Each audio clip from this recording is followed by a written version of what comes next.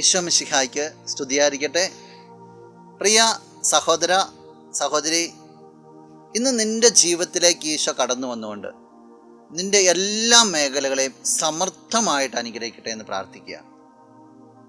ഈ ദിവസത്തിൽ നിനക്ക് വേണ്ടി പ്രത്യേകമായിട്ട് ഞാൻ പ്രാർത്ഥിക്കുന്നു. നിൻ്റെ വഴിത്താരയിൽ ഈശോ ഉണ്ടാകട്ടെ. നോമ്പിൻ്റെ അരൂപിയിലൂടെയാണല്ലോ നമ്മൾ നീങ്ങുക.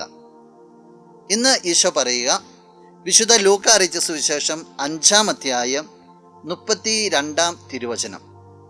ഞാൻ വന്നിരിക്കുന്നത് നീതിമാന്മാരെ വിളിക്കാനല്ല, പാപികളെ പശ്ചാത്താപത്തിലേക്ക് ക്ഷണിക്കാനാണ്. യഥാർത്ഥമായ നോമ്പിൻ്റെ അരൂപിയാണ് ഈശോ പങ്കുവയ്ക്കുക. നമ്മളെ തന്നെ തേടിയ ഈശോ വന്നേക്കുന്നത്, പാപികളെ തേടി വന്നിരിക്കുന്നത്, നീതിമാന്മാരിലേക്കല്ല. ഈശോയുടെ ജീവിതത്തിലേക്ക് നോക്കിയാൽ നമുക്കറിയാം, എപ്പോഴും ഫോക്കസ് കുറവുള്ളവരിലേക്കായിരുന്നു. ഈശോയുടെ ഉപമകളിലൊക്കെ അത് വരുന്നുണ്ടല്ലോ. ധൂർത്തപുത്രൻ, കാണാതെ പോയ നാണയം, കാണാതെ പോയ ആട്. ഈശോ ഒരിക്കലും നിന്നെ തള്ളിക്കളയില്ല.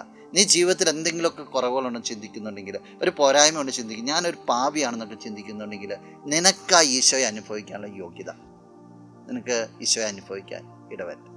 നമുക്ക് പ്രാർത്ഥിക്കാം. കണ്ണുകൾ അടച്ചൊന്ന് കരങ്ങൾ പോകും. നല്ലവനായ കർത്താവേ, നിന്നെ അങ്ങ് സ്തുതിക്കുന്നു, ആരാധിക്കുന്നു, മഹത്വപ്പെടുത്തുന്നു.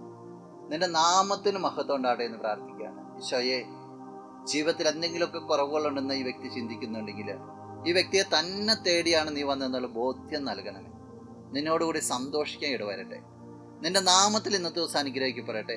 എല്ലാ പ്രാർത്ഥനകൾക്കും സ്വർഗ കവാടങ്ങൾ തുറന്നുകൊണ്ട് കർത്താവെ നീ ഉത്തരം നൽകണമേ. ഇപ്പോഴും എപ്പോഴും എന്നേക്കും. ആമേൻ.